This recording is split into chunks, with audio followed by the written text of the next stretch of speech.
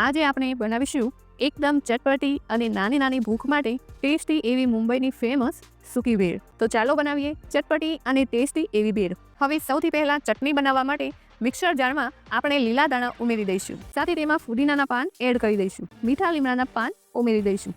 અહીંયા હું અડધા કપ જેટલા દાળિયા લઈ રહી છું. તેમાં આપણે 1/4 કપ જેટલા મમરા ઉમેરીશું. 1 ઇંચ આદુનો ટુકડો, 1 ચમચી જેટલા આખા દાણા ઉમેરી દઈશું. સાથે અડધી ચમચી જેટલું આપણે જીરું ઉમેરવાનું છે અને અડધી ચમચી જેટલી હિંગ ઉમેરીશું. 1 ચમચી જેટલો આમચૂર પાવડર ઉમેરીશું અને અડધી ચમચી જેટલો સંચર પાવડર. સાથે 2 નંગ જેટલા તીખા લીલા મરચાં લીધા છે તેને ઉમેરી દઈશું. સ્વાદ અનુસાર મીઠું એડ કરી દઈશું. તો લીંબુનો રસ ઉમેરી દઈશું. હવે અહીં આપણે બિલકુલ પાણીનો ઉપયોગ કર્યા વગર ચટણીને ગ્રાઇન્ડ કરી લઈશું. તો અહીં તમે જુઓ એકદમ ચટપટી અને ટેસ્ટી ભેળ માટે સૂકી ચટણી બનીને તૈયાર છે. તો ચાલો હવે ફટાફટ ભેળ બનાવી લઈએ.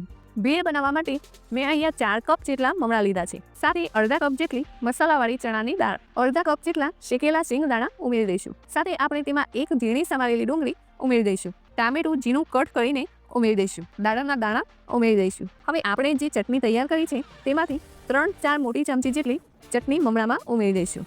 સાથે આપણે તેમાં અડધો કપ જેટલી ઝીણી સેવ ઉમેરી દઈશું અને ઉપરથી લીલા દાણા પણ ઉમેરી દઈશું. અને હવે આ રીતે બાઉલને ઉપર નીચે કરીને ભેળને સારી રીતે મિક્સ કરી લઈશું. અથવા તો આ રીતે હાથેથી ચટણી સાથે ભેળ મિક્સ થઈ જાય એ રીતે મિક્સ કરી લઈશું. તો અહીં તમે જોઈ શકો છો એકદમ ચટપટી અને ટેસ્ટી એવી સૂકી ભેળ બનીને તૈયાર છે.